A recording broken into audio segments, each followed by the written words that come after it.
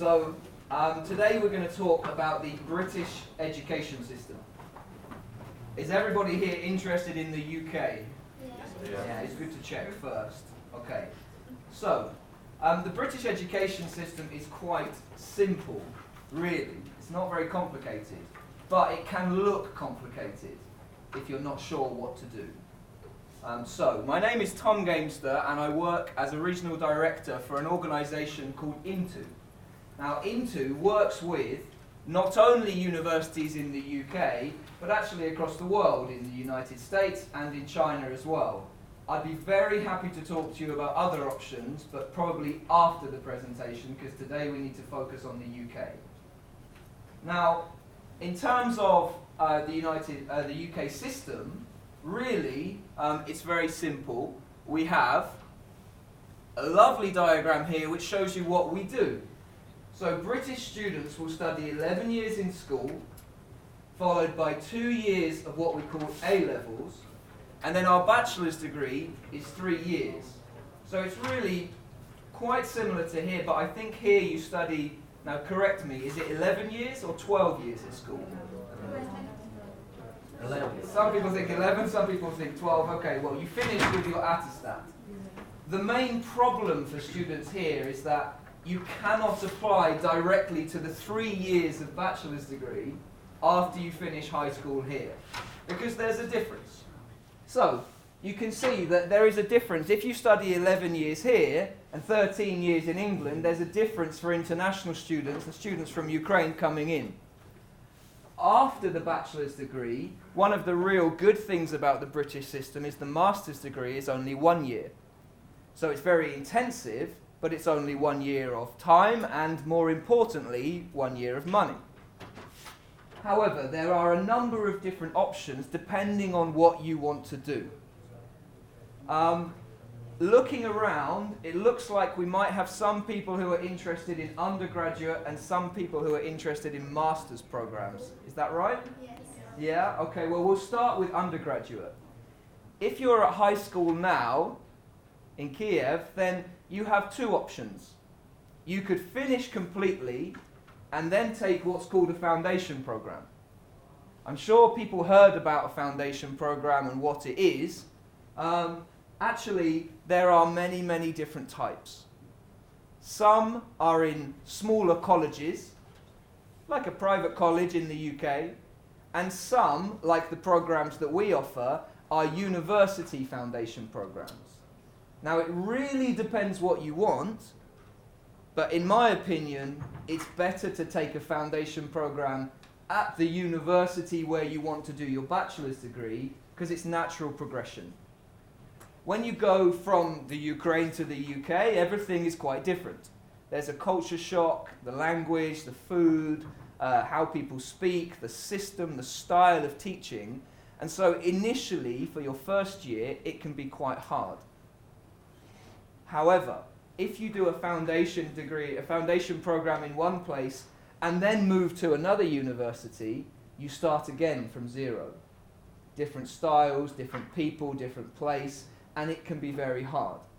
So my opinion is that a foundation degree, a foundation program in the same place as your bachelor's degree is the best option. However, a lot of people do not know where they want to study or what they want to study. And this is another big problem, because, bless you, because maybe you might think, well, I like mathematics, or I'm a creative person, or something like that, but you have no idea what you want to study. Maybe you want to do business, but you don't know the difference between business and economics, or economics and management, or something like that.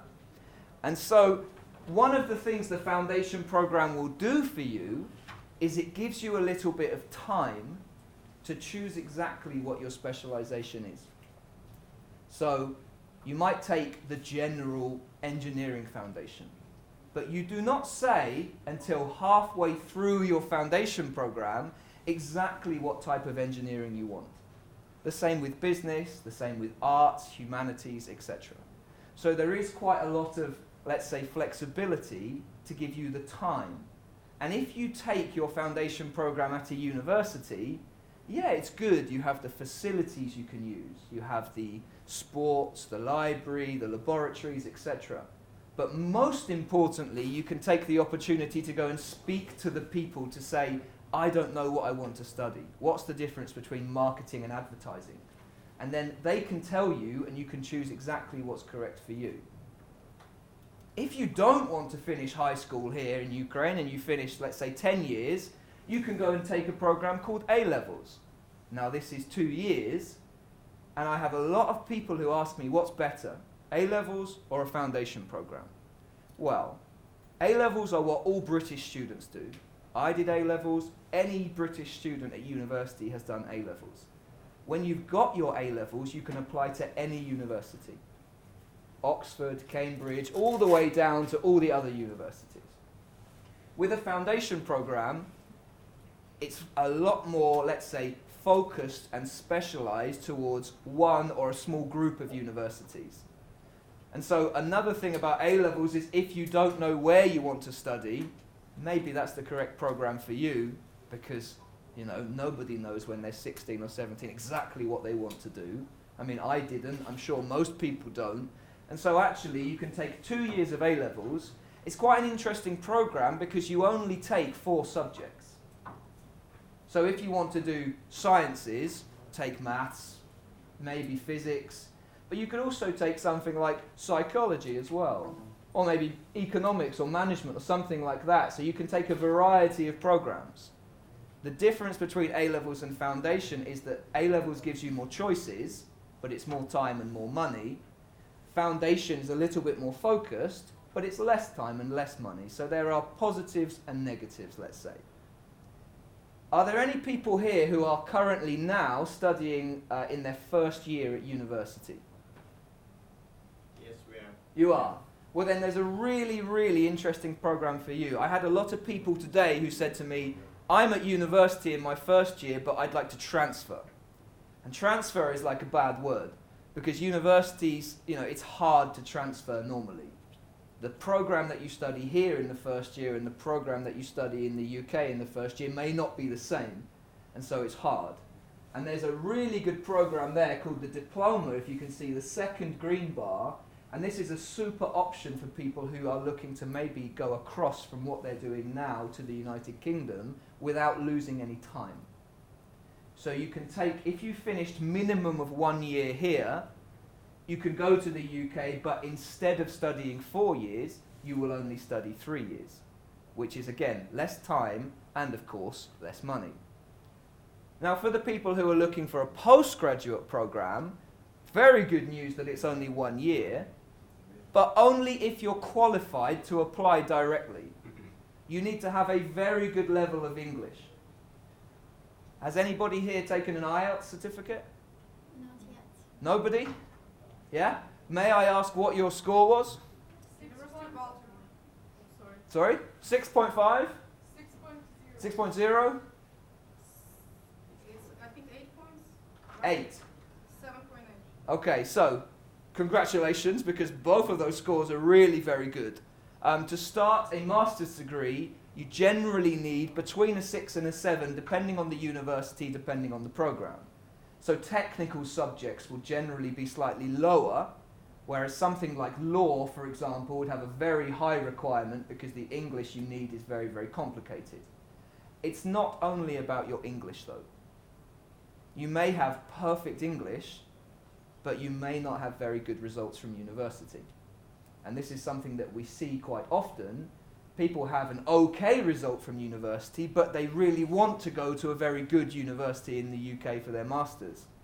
So what you can do is take a program called the Graduate Diploma. It's an extra year, an extra 9 months of study, but it's really a good investment because when you finish after the Graduate Diploma, you can go to some of the highest ranked universities in the UK. And of course, nobody goes to university for fun, just because they love studying. You go there because you want to get a good diploma, and you go there because you want to get a good job. And the better the university, really, the more options you have for a good job. So instead of just doing a 1 year master's in an okay university, study a bit longer, but then you'll be able to get a much better diploma. So A very, very simple system. Things that also confuse people is how to make your application, when to make your application, what documents do I need, do I have to pay for the actual application form? Well, the good news if you're looking for an undergraduate program is it could not be more simple. The only things you need are what you finish high school with and your English test. Nothing more. So not an interview, not an SAT, nothing additional, just your attestat from school and your IELTS certificate. The same is for the A-level program. The same is for the diploma program, but of course you need to have your 1 year from university as well. If you're applying for a postgraduate program, you need a little bit more. You will normally need to have at least 2 references, one from your university, and maybe another one from your university, or perhaps one from if you've been working. You will also need to have what we call a CV, which is basically just your history of education and working, what you like and don't like, etc. And your IELTS score, and that's it. Very, very simple. Having these tests, can you not hear me? Is that okay? Yeah. Is that better? Is that better? Okay. So when you have your documents, that's one thing. But the next question is, when should I actually send them? How do I send them? What is the process? Well, it's really very simple. The sooner, the better. So if you're looking to start next year in September, you should start thinking about sending them now. You could wait until after New Year. You could wait until February, March time. However, if you do that, it's... Please?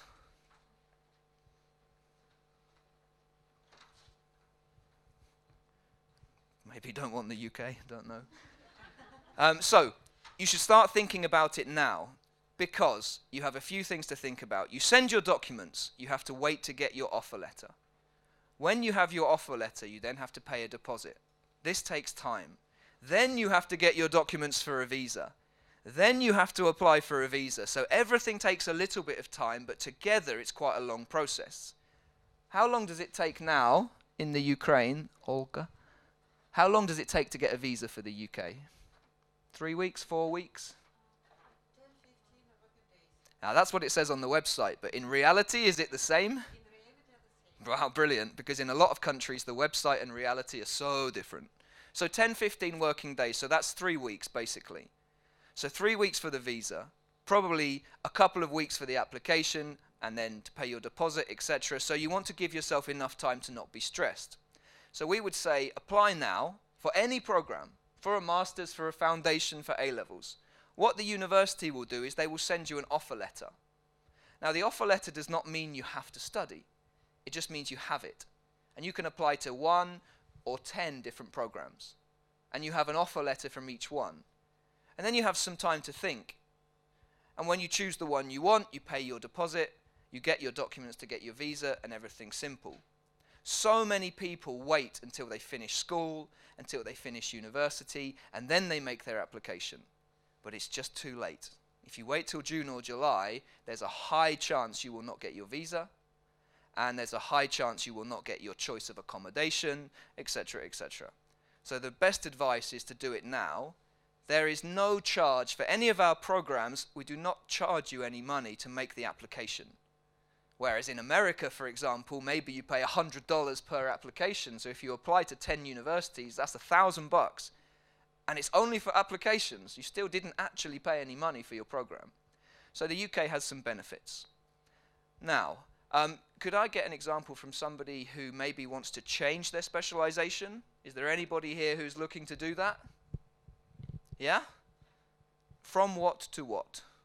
Maths and physical into business. Oh, perfect.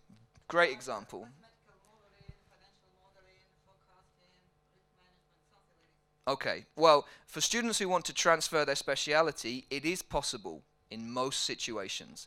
If you do an undergraduate program in psychology and then you want to go and do a postgraduate program in astrophysics, that's not going to happen. But if you want to go from a technical speciality into something like business, it's really very possible, and it's not only possible, it's really a very, very good idea. Because if you look at, I was talking to my colleagues, you know what the Fortune 500 is? The Fortune 500 list of companies, the most, successful companies in the world. The majority of CEOs from these companies, they studied a technical bachelor's degree, and then they did a master's degree in business. So as a combination, it's really very successful. To do this, you would need a program called the Graduate Diploma, because this is not an English language program.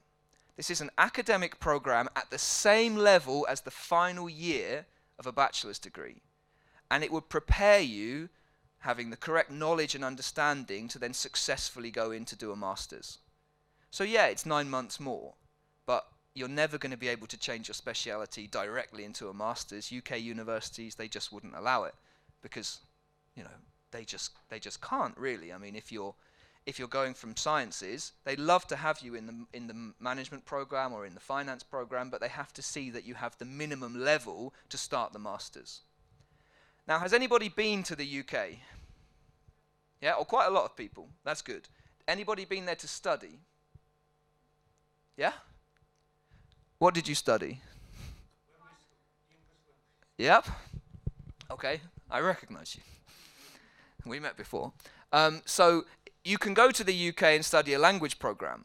Now, it really depends on what you want to do, but there are probably thousands and thousands of different options. These are some of the universities that we work with. Now, the organization Into, you will see, we have partnerships with universities. So you could go to the UK and study a 1 month, maybe 3 months, 6 month language program, which is great. It helps your English, it helps your cultural understanding, but at the same time, you can use the opportunity to meet the staff, to meet the professors, to meet the people who will be teaching you, and then you can get the correct understanding of, do I want to study here, do I not want to study here? Now, what are the most popular questions when somebody's applying to the United Kingdom? What do I need to apply? Yep, okay, we did that. How much does it cost? This is probably, I guess, the most popular question. What's the cost of education? Unfortunately, education in the UK is not free. Not for anybody, for British students or international students. And you have to think of it as an investment. So, in the UK, it's quite common that the cost of the programs are quite similar. Depending on where you study, it will change the cost because of the cost of living. So let's say you want to go to any university that's not in London. Manchester? Well, on average, in Manchester, you would probably spend around £16,000 on tuition, and then on living and accommodation and food and everything, it would be around probably £8,000 a year. So you'd be looking at about £24,000–25,000 per year. In London, you should probably look to spend about £30,000 per year just because the cost of living is more expensive. And that makes a big difference. If you're doing a 4-year bachelor's degree, across 4 years, the difference in price is £20,000, which is basically the same as doing a master's. So, you think about it in 1 year, if you think about it across the whole period of time, it can really make a big difference to your overall plan. And of course, it depends on what your budget is. Now, the most popular question that I have, the very most popular question is, do you have any scholarships? I mean, everybody asks it, and it's a good question. And if you're a good student, yes, we do have some. But when we say the word scholarship, we mean discount. So we do not have any full scholarships. They just really do not exist. If you are a world-class sports person, maybe a world-class musician, something like that, sure, the university would love to have you. Maybe you'd get a scholarship as well.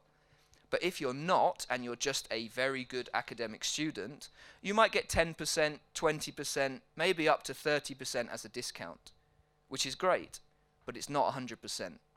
So that's the kind of standard answer to the question. And if somebody is looking for a fully funded program, the UK is probably not the best place to look. Unless you have a company or a sponsor or somebody who would like to pay for you to study. If you do, great, but most people don't. If we talk a little bit more at postgraduate level, is there anybody here who's looking to do something above a master's degree? such as a PhD qualification? Yes? I've been asked this question many times. I've been, in the last even 3 weeks, I've been around the world to lots of places, and PhDs seem to be becoming more and more popular. While I'm not an expert, I can certainly give information about a PhD. A lot of people, they want to do a PhD, but actually they say, I want to do a PhD in business. Can I apply? And the answer is absolutely, definitely no, because you have to know specifically what you want to research in your PhD program. So to apply successfully to a PhD program, you need to have a good level of English, of course you do. But you also need to be able to show your proposal of exactly what you want your research to be, and it should be normally around 2,000 words. And so you show what you want. The difference is that when you apply for an undergraduate program, it goes to the admissions office, the general team at the university. For a PhD, it will go straight through from the admissions office to a supervisor, a professor in the school, in the university. And they will look and say, can I supervise you, can I not? Depends on if it's the same area of research. And so it's harder to apply for a PhD. The good news is that if you're a good applicant and a good student with a good proposal, a lot of universities are very happy to pay for PhD students to be there because they help the university in terms of the level of research and the quality of research. A good piece of advice is that if you're looking for a scholarship for a PhD program, look on the university jobs section on their website, because it's sometimes classed effectively as a job instead of an academic scholarship. But if you know what you want to do and you have a good proposal, then we'd be very happy to help you to send it through to get to the correct person. But if you don't have a proposal, you're going to find it incredibly hard to get any kind of PhD offer anywhere in the UK. So, we've looked at the system of education, I think. We've looked at the price. We've looked at various different options of what you can and can't do. I guess one question that a lot of people ask is, what can I do if I've got very, very bad results, let's say? The UK is not only Oxford and Cambridge. Let's be clear about this. Oxford and Cambridge are two of the best universities in the world, but there are so many other options. I think the thing to say is, if you have passed your degree, your undergraduate degree, here in Kyiv, there is a university you can apply for. It may not be in the top 10 or the top 20 or the top 50, but there is still a good UK university you can apply for. We have a couple of options, such as, let's have a look. Somebody talked about Manchester. I think it was this gentleman here. Have you been there? Or are you a football fan? No? Yes.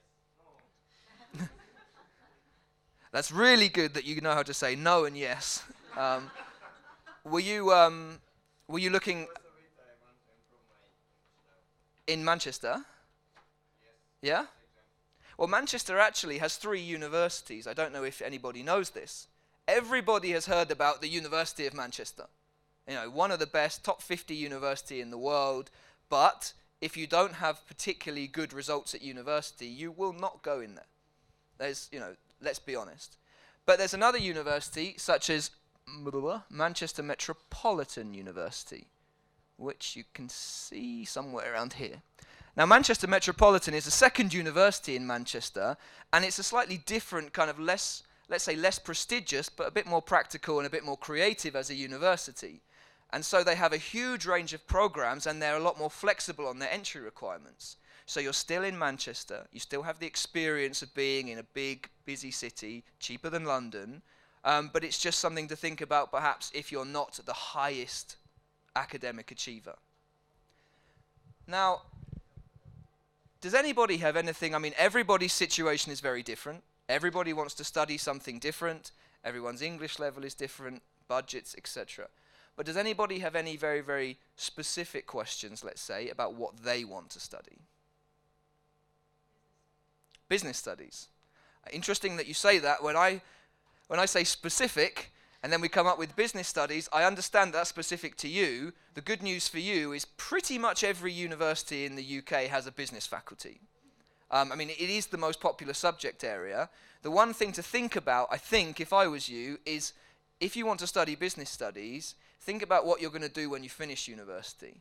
because there will be thousands of people with a business studies degree. What are you going to do? You want to set up your own business, okay? And you think a undergraduate program in business studies is the best option for you. That's true. I mean, it's correct. I think that there are a lot of options for you, actually. You could choose something with a little bit more finance, because, of course, in your business you'll have finance aspects of, counting all the profit that you make. You might want to do something with marketing and strategy involved as well, because that's quite an important part of being successful in terms of knowing how to market your product or whatever it is, the service that you're selling. If you're looking for some of the very best business opportunities in the UK, there are 2 universities that I would suggest. One of them is up here, Exeter, and the second one is here, City University London. Now the reason I say this is Exeter, I graduated from Exeter, but unfortunately when I graduated it was not a top 10 university. Now for me every year it gets better and better, because now Exeter was ranked number 7. And really one of the best faculties in the university, specifically business and accounting and finance, is in Exeter. Very, very popular, and also a campus university. So not in a big, busy city, certainly not in London, and you get the kind of environment of being on the university territory where it's kind of very academic, very safe, etc., etc. City is different. I will not say that London is a dangerous city, but it is a big city. So it's completely different to Exeter or East Anglia or some of the other universities. However, the business school in City University, called the Cass Business School, not sure if you've heard of it. Have you heard of Cass? Yeah? It's really, I think it was ranked number 3 in Europe in the Financial Times, so it's super, super high. Now, it's hard to get in, and it's hard to study there. But if you have a diploma from there, you could probably open your own business, or most companies would be happy to take you as well, because the reputation is not in the UK only, it's global. So those are the 2 that I'd recommend for business. However, if somebody wants art and design, it would be something completely different. So again, it really depends on what you want to do. Does anybody else have anything they would like to ask? Yes. See, this is a really interesting question, because maybe I feel like I should ask them to turn the camera off, because honestly, in the world, as a destination, there are some really good options in the UK, such as Gloucestershire, one of our partner universities, where they have a hospital. I haven't put all of our partner universities here because the slide isn't big enough, but Gloucestershire is here. It's fairly close to London, an hour and 45 minutes away, and they have a very, very good hospitality and hotel management faculty, let's say, where all students are required to take practical internships as well with local companies, so when you finish you really have the practical understanding and not just the diploma. But there are also a lot of other options elsewhere around the world. So we could maybe talk about it afterwards. It's not universities we work with, but if you're looking for the best of the best globally, I think most people in the world know that Switzerland is the number 1 destination for hospitality. So that's my opinion. Sorry, history and politology.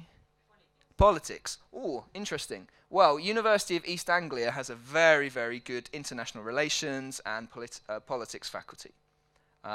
Quite often you will find international relations and law together. We have to stop? 5 minutes.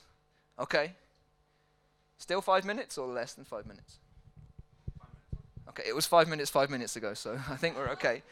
Politics and international relations and law are normally together, like in a similar faculty. Again, Exeter has a wonderful faculty. If it's specifically law, then Newcastle is one of the best, along with Queen's University Belfast. But I think really East Anglia for international relations is a wonderful institution, because you get, a lot of people don't know the difference, let's say, between politics and international relations. And people think, I want to study international relations because I want to be the next prime minister or president or something like that. I don't think there is any president in the world who actually studied international relations, it's just how it is. East Anglia is the one I would recommend probably to you, and we can talk about it afterwards if you want to look at the very, very specific programs, because there's probably 25 programs just within that area that you could choose, with economics, with management, with a language, etc. There's quite a lot of different options. Yeah. Yeah, sure.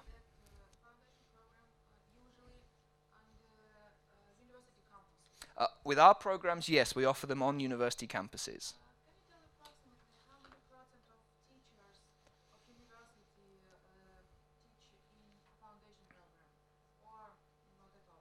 It's separate. Basically, the way Into works is we work as a partnership with universities. So the programs are accredited by the university. The foundation certificate is a university qualification. It's not a private school qualification. But the teachers are same level as university teachers, employed by what we call our joint venture, so based on campus, and they are not fully employed by the university, but the standard and the accreditation is university level, because it has to be really if students are there. But they will be different teachers when the students progress to their bachelor's degree afterwards. So I think that one of the best things about being on the campus is not so much about the teachers, it's also about the fact that the students have the access, even in their foundation year, to all of the university facilities. So if they're doing their homework, if they're relaxing, if they're doing sports, etc., they are fully registered university students. If you did a foundation in a smaller college, you would be very limited with the facilities because, you know, colleges do not have what universities have. Anybody else? Can you advise me a place for clothes designers? Fashion design? I can, very much so. We could talk afterwards because I don't think we have a lot of time, but Manchester Metropolitan University has an incredible design school, let's say, where there's lots of design programs. One of them is fashion design. You could even do something completely specific like jewellery design even, interior design, etc. They have a really big faculty, and I can show you some of the options afterwards. Another option you could possibly think about, well, there's a program in Glasgow Caledonian University, but I believe it's more to do with the business side of the fashion industry. It's not really the creative side, it's the management and business side of working in the fashion industry. So it depends on what you want, really. But I can show you afterwards. Yeah, please. Ah, now that's a very good question.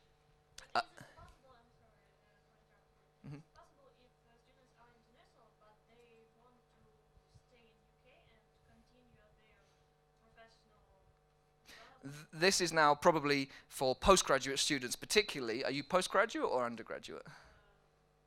Are you looking for a master's?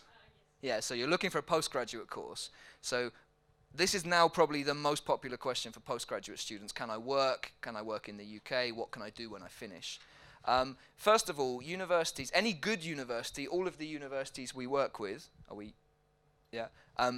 they all have what we call careers advisors, but not just careers advisors, basically like whole faculties of the university with teams of people who will help you to write a CV, help you with interview training, and also be able to invite you to what the university calls career exhibitions. So very similar to what we have here today, but with companies coming in to look for people to work for them. So that's one thing that universities will do. The question of can you work, like legally, let's say, is another one. When you are a student, yes, you can. On your student visa, you can work up to a maximum, I think, of now 20 hours per week. Very bad idea if you do 20 hours a week, but you can do it. 8 or 10 or 12 is a really good idea to give you some pocket money, some experience, etc. But it will not be a career job. It will be a restaurant or in the admissions office or in a shop or something like that. After you graduate, as far as I'm aware, it is still possible to work in the UK, but it's not as easy as it used to be because there are lots of requirements regarding having a guaranteed position by the time you finish university, having a minimum salary, so you can't just work in a shop and stay in the UK. You have to have some kind of career level job, graduate level with a minimum salary. If you have that, then I believe that you can still apply for a visa to work, but it's quite hard because you don't have a lot of time when you finish your program, so a lot of people finish, come back home, and then spend their time at home applying for a job in the UK to then go back when they have a job guaranteed. So it is possible, but it's quite hard to do. But yes, all of the universities we work with, they will help you as much as possible to find an employer, within your sphere, your area of expertise to help you. Just on a very quick note, I showed you at the beginning that Into also work with partners in America. Perhaps afterwards we could talk about that because the opportunities for working in America are slightly better, slightly easier than the United Kingdom. Are we done? Wow, doesn't time go quickly? Well, thanks very much for listening, and I know it's the end of the day, and so it's quite like everyone's tired, etc. But if you have any questions, we can talk now. I have some business cards probably that I can give out if you'd like to email any questions to me, or of course you can do it through our wonderful colleagues at Business Link, and I'm sure they'll be happy to help. So thanks very much.